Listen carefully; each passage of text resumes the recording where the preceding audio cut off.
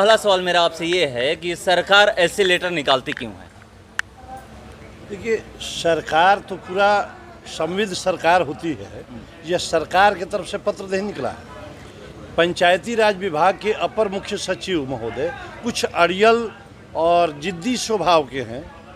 उनको किसी ने दिग्भ्रमित कर दिया है। तो बिना मुख्यमंत्री बिना उप मुख्यमंत्री के संज्ञान में लिए हुए वो आनन फानन में पत्र निकाल करके सरकार को की छवि और सरकार की जो विकासशील पहचान है उसको समाप्त करने की नियत से इन्होंने ऐसा कार्यक्रम करके ऐसा आदेश निर्गत करके पूरे बिहार के ग्रामीण विकास की व्यवस्था को बंद करने ठप करने का काम किया है। क्या ऐसा होता है कि सरकार को पता न हो और लेटर निकाल दिया जाए? जी जी जी होता है। यानी सरकार मतलब जो संचिकाएँ माननीय मुख्यमंत्री और मुख्य सचिव के तरफ से जाती है वो सरकार का पत्र होता है। यह विभाग के सर्वे सर्वा मालिक हैं अपर मुख्य सचिव महोदय। उनके द्वारा पारदर्शिता लाने के लिए या क्या समझ करके यानी सरकार की छवि धूमिल करने के लिए ऐसा अतार्किक और व्यवहारिक दिशा निर्देश जारी किया गया है जो काफ़ी दुखद और खेदजनक है। पूरे बिहार की ग्रामीण पंचायत प्रतिनिधि हाय तौबा मचा हुआ है। गाँव में बहुत स्थिति खराब है। इस पर अविलंब उनको पुनर्विचार करना चाहिए और हम लोग इस सांकेतिक धरना के माध्यम से राज्य सरकार के माननीय मुख्यमंत्री, राज्य सरकार के माननीय उप मुख्यमंत्री, मुख्य सचिव से आग्रह करना चाहते हैं कि कृपा कर आप लोग अपने स्तर से इस अव्यवहारिक दिशा निर्देश का अध्ययन करें और अविलंब निरस्त करते हुए जनहित में और ग्रामीण विकास के हित में नया दिशा निर्देश लागू किया जाए। क्या पहले पारदर्शिता नहीं थी जो ये लेटर निकाला गया? निश्चित रूप से पारदर्शिता थी, लेकिन लगता है कि मिहिर बाबू पर पारदर्शिता की पराकाष्ठा पर जाना चाहते हैं। यह कोई मतलब नहीं है। अब बताया जाए, यह पंचायती राज का गठन हुआ सत्ता के विकेंद्रीकरण के लिए। हम लोग गाँव से चुनाव जीत करके आते हैं तो मुख्य तो गड़बड़ी भारत सरकार की तरफ से हो रही है। भारत सरकार में जो लोग बैठे हुए हैं हम लोग को बंद घेरे में कर दिए हैं। हम जीत करके आते हैं जनता के बीच से। जनता के मांग के आधारित मांग होनी चाहिए, योजना होनी चाहिए। अब बताइए, 15वीं वित्त में सरकार कहती है कस्टम वित्त में शवदाह गृह का निर्माण कराइए। मैं दिल्ली वाले से पूछना चाहता हूँ, शवदाह गृह किस गाँव में होता है बंधु?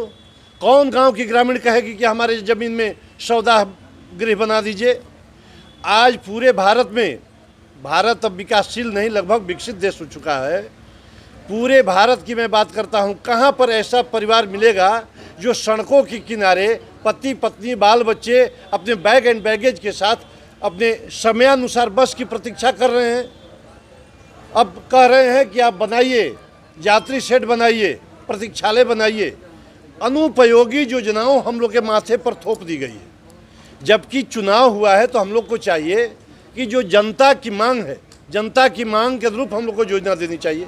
लेकिन भारत सरकार वाले तो हमको पाबंद कर दिए और अब हमको लगता है कि भारत सरकार से कहीं गाइड हो रहे हैं, हमारी राज्य सरकार की विकासात्मक छवि को धूमिल करने का काम कर रहे हैं मिहिर कुमार जी। इसलिए पूरे बिहार में पंचायत प्रतिनिधियों में आक्रोश हो जाए, उबाल आ जाए। इसलिए इनका यह गलत निर्णय है, यह कभी संभव नहीं है। 600 योजनाएं हैं, प्रति जिला में 500-600 योजनाएं हैं। वो कहते हैं कि सहायक अभियंता या कोई कर्मी 3 योजना का बनेगा अभिकर्ता।